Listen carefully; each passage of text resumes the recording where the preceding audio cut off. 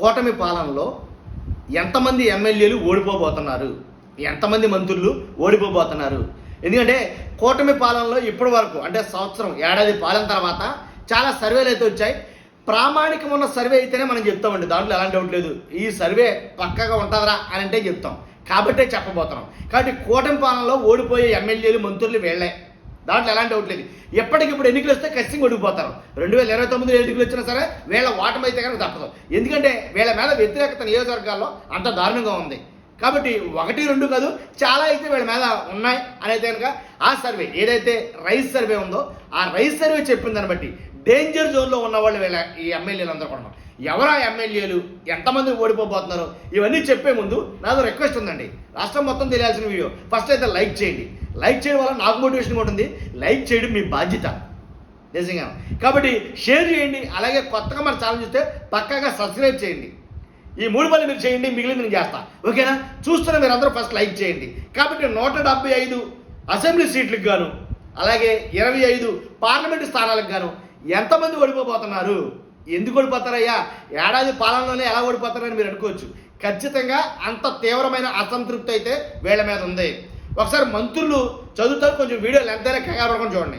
మంత్రులు అలాగే ఎంపీలు కానీ వీళ్ళందరూ చూసుకుంటే కనుక కొల్లు రవీంద్ర, సత్యకుమార్, పార్థసారథి, బాల వీరాంజనేయ స్వామి, గొట్టిపాటి రవి, బీసీ జనార్దన్ రెడ్డి, సవిత, మండిపల్లి రాంప్రసాద్ రెడ్డి, వాసంశెట్టి సుభాష్, అలాగే మాగుంట శ్రీనివాసులు రెడ్డి, తెన్నేటి కృష్ణప్రసాద్, అంబికా లక్ష్మీనారాయణ, అవినాష్ రెడ్డి, తనూజారాణి, బస్తీపాటి నాగరాజు. ఇక్కడ నేను చదివే పేర్లలో ఎమ్మెల్యేలు కావచ్చు, ఎంపీలు కావచ్చు, మంత్రులు ఎవరైనా సరే నేను చదివే పేర్లలో వైసీపీ వాళ్ళు ఉన్నారు, జనసేన వాళ్ళు ఉన్నారు, టీడీపీ వాళ్ళు ఉన్నారు, బీజేపీ వాళ్ళు ఉన్నారు. ఒక పార్టీ కంటూ సంబంధం లేకుండా అందరూ కలిపి ఎవరి పనితీరు అయితే బాగోలేదో, ఎవరి పనితీరు పట్ల ప్రజలు అసంతృప్తిగా ఉన్నారో, ఎవరు డేంజర్ జోన్లో ఉన్నారో అవి మనం చదువుతున్నాం. కాబట్టి అసలు ఇంకో మాట చెప్పారు మీకు. వీళ్ళు సర్వే చేసిన వాళ్ళు అసంతృప్తికి ప్రధాన కారణాలు కొన్ని చెప్పారు. ఏంటంటే అసంతృప్తి, వీళ్ళ మీద అసంతృప్తి రావడానికి కారణాలు ఏంటంటే, కూటమి ప్రభుత్వం మీద అసంతృప్తి రావడానికి ప్రధాన కారణాలు ఏంటంటే అమరావతి 2వ భూసేకరణ. వీటిలన్నిటికీ ఎక్స్ప్లెయిన్ చేయాలంటే చాలా పట్టద్దండి. 2వ భూసేకరణ చేస్తుంది కదా, దాని మీద చాలా అసంతృప్తికున్నారు అమరావతి రైతులు. కక్ష సాధింపులో వైసీపీని మించిపోయారు వీళ్ళు. అంతేకాదు ఆక్వా రైతుల కష్టాలు, సాధారణ రైతుల ఇబ్బందులు, రేషన్ సరఫరాలో మార్పు అంటే అదే డోర్ డెలివరీ తీసి పెట్టారు కదా, దాన్ని మొత్తం ఎమ్మెల్యేల అవినీతి, ఇది దారుణం. ఇంకా విద్యుత్ ఛార్జీలు, విద్యుత్ కార్మికులకు ఇచ్చిన హామీలు, వాటి అమల్లో వైఫల్యం, తర్వాత నామినేటెడ్ పోస్టులు భర్తీ, అలాగే గ్రామాల్లో కొనుగోలు శక్తి తగ్గిపోవడం, క్షీణించిపోవడం, వాళ్ళ సెటిల్మెంట్లు, ఇసుక దందాలు, లెక్కర్ పర్సంటేజీలు, రోడ్లు మరమ్మతులు అన్నారు, అవి ఫుల్ ఫ్లెడ్జ్డ్గా జరగల, కొత్త రోడ్ల నిర్మాణం అన్నారు, అవి ఫుల్ ఫ్లెడ్జ్డ్గా జరగల, పెట్టుబడులు రాకన్నారు, అది అంతంత మాత్రమే, తల్లికి వందనం అన్నారు, అందరికీ న్యాయం జరగల, రాజధాని అభివృద్ధి అన్నారు, అది కూడా అసలు ఎలా కంప్లీట్ అవుతుంది అంటే అర్థం కాని పరిస్థితి, ఉచిత గ్యాస్ సిలిండర్ అన్నారు, అది అందరికీ జరగల, ధాన్యం పొగాకు కొనుగోళ్లు, ఇవి అసలు ధాన్యం కానీ పొగాకు కొనుగోలు కానీ ఏమీ కూడా సరైన గిట్టుబాటు ధరలు లేవు. ఇవన్నీ కలగలిపి వీళ్ళకి చర్మగీతం పాడబోతున్నాయి. అది నేను చెప్పాలనుకుంది. కాబట్టి రెడ్ జోన్లో అంటే ఓడిపోబోయే ఎమ్మెల్యేలు ఎంతమంది ఉన్నారో ఒకసారి చూద్దాం. నరసన్నపేట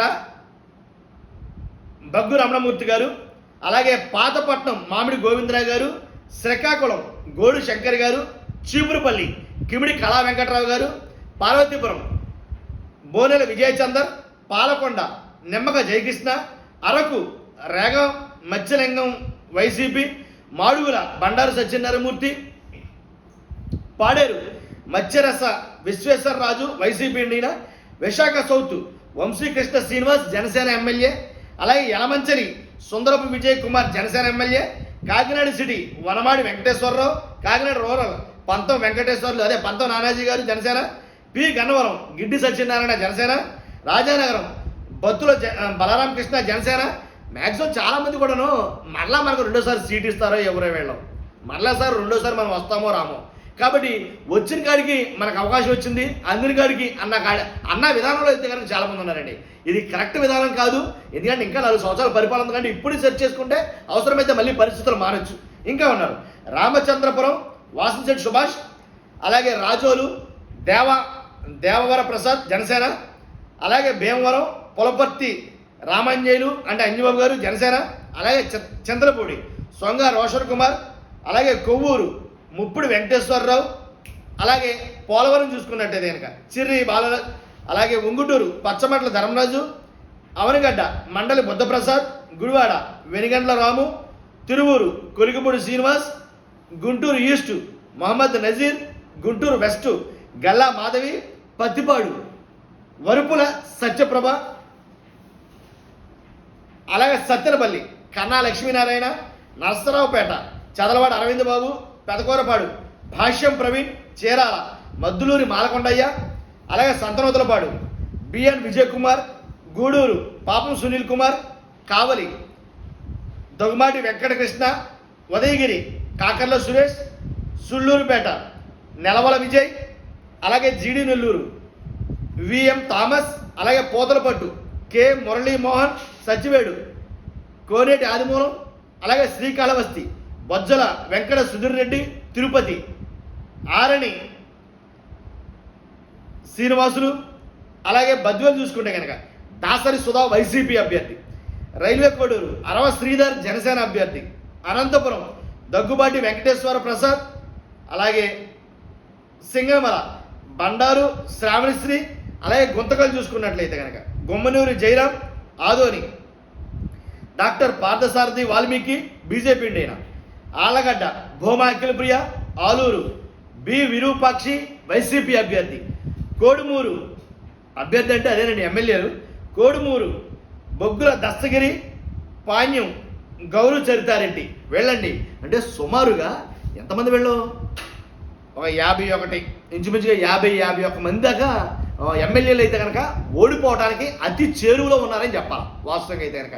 కాబట్టి ఎందుకు వీళ్ళు ఓడిపోతున్నారంటే చెప్పాను కదా మీకు, అందరి గాడికి మనకు ఆల్రెడీ మనం నెగ్గుతామో నెగ్గమో తెలియదు, నెక్స్ట్ టైం అసలు వీళ్ళు మనకు టికెట్ ఇస్తారో ఎవరో తెలియదు. కాబట్టి ఇప్పుడు రావడమే మనకు గొప్ప. కాబట్టి మనం అందరి గారికి దోచేయాలనే విధానం ఉన్నది ఒకటి. తర్వాత ఏదైతే అసంతృప్తి ఉన్నాయో నియోజకవర్గాల్లో వీళ్ళ పనితీరు నచ్చగా వీళ్ళు రెడ్ జోన్లో ఉన్నారు కాబట్టి అసంతృప్తి ఏదైతే ఉన్నాయో అసంతృప్తి వల్ల, కాబట్టి ఏంటంటే ఇచ్చిన హామీల్లో చాలా మటుకి జరగకపోవడం, తర్వాత కొంతమందికి అన్యాయం జరగడం. కాబట్టి సెటిల్మెంట్లని, ఇసుక దందాలని, లెక్కర్లో పర్సంటేజీలని, కాబట్టి ఇలా చాలా అయితే కనుక ఉన్నాయి. ఎమ్మెల్యేల అవినీతి బాగా ఎక్కువగా ఉంది, దానివల్ల వ్యతిరేకత అనేది ఉంది. కాబట్టి ఏదైతే ఉదాహరణకి సంక్షేమ పదాలు చూసుకుంటే రేషన్ డిపో డోర్ డెలివరీ ఏదైతే ఉందో దాన్ని చాలామంది ప్రజలు యాక్సెప్ట్ చేశారు. కొన్ని సర్వేల్లో కూడా చెప్పాయి, ఏదంటే KK survey ration door delivery విధానంలో మాకు బాగా నచ్చింది అని చాలామంది మాట్లాడిన విధానం. కానీ దాన్ని మార్చేసి ఏదైతే పాత పద్ధతిని అవలంబిస్తున్నారో దానివల్ల చాలామంది వ్యతిరేకత అయితే కనుక మూట కట్టుకున్నారు. కాబట్టి ఆ లైన్లో బారులు తీరు నుంచుకోవడం, ఎవరి నుంచి ఉంటాడండి తలబోట్లన్నీ ఇంటికి వస్తే తీసుకున్నాం కదా అనేటట్టుగా జనాలు రావడం, ఇలాగా వాటి కాదు సాధారణ రైతులు కూడా ఇబ్బందులు పడడం, రైతులు కూడా చాలా మటుకు ఇబ్బందులు పడుతున్నారు, అదొకటి. తర్వాత అంతేకాదు ఆక్వా రైతుల కష్టాలు చెప్పుకోవసరం లేదు. ఆక్వాలో దేశ చరిత్రలో మునిపెప్పుడు లేనట్టుగా ఆక్వా రైతులు కూడా క్రాప్ హాలిడే టైపు ఏంటంటే ఒక హాలిడే అనేది ప్రకటించారు నిజంగా. ఎందుకంటే మేము చేయలేము, రేట్లు లేవు, రేట్లు ఉన్నాయి, ఎక్స్పోర్ట్ లేదు. కాబట్టి ఇలా ఉన్న పరిస్థితి, ఆక్వా రైతుల పరిస్థితి మహా దారుణం ఉండడం వల్ల వాళ్ళు హాలిడేలు ఇచ్చే పరిస్థితి, ప్లకార్డులు పెట్టారు, బ్యానర్లు పెట్టారు వాళ్ళ చెరువుల మీద. కానీ ఇలాంటి పరిస్థితులు ఎప్పుడూ జరగలేదు. కాబట్టి తర్వాత అమరావతిలో భూసేకరణ ఒకటి కాదు, రెండో భూసేకరణ. మరలా మాకు 40,000 ఎకరాలు కావాలంటే రైతులు మ్యాక్సిమం ఆ ప్రాంతంలో రైతులందరూ తిరుగుబాటు చేస్తారు. మేమేమో ముందిచ్చిన దానికి అతిగతి లేదు, ఏం చేస్తారో తెలియదు, మా భూములు అమ్మి మా భూముల మీద వ్యాపారం చేసి ఏంటి విధానం అని చెప్పేసి చాలామంది రైతులు వ్యతిరేకత అయితే కనుక ఉంది. ఇదండి ఈ వ్యతిరేకత ఎలా మూటకట్టుకుంటే కనుక జమిలీ ఎన్నికలు ఆ ఎన్నికలు ఒకవేళ వస్తే గీస్తే కనుక ఏంటో ఆలోచించుకోండి. నేను చెప్పింది ఓన్లీ రైజ్ ఏదైతే ప్రవీణ్ కుమార్ గారు చెప్పున్నారో ఆయన రేట్ చేసిన సర్వే ఇది 100% చాలా జెన్యూనిటీ ఉంటుంది ఈ సర్వేలో. అందుకని నేను మీ దాకా తీసుకొచ్చాను. ఫస్ట్ అయితే లైక్ చేయండి, కొత్తగా మన ఛానల్ పక్కాగా సబ్స్క్రైబ్ చేయండి. మీ అభిప్రాయం ఏంటి, మీ ప్రాంతం ఎమ్మెల్యే గెలుస్తాడా మళ్ళీ ఎన్నికల్లో గెలవడా, ఇది ఖచ్చితంగా కామెంట్ రూపంలో తెలియజేయండి. ఫస్ట్ అయితే కనుక లైక్ చేయండి. Thank you very much.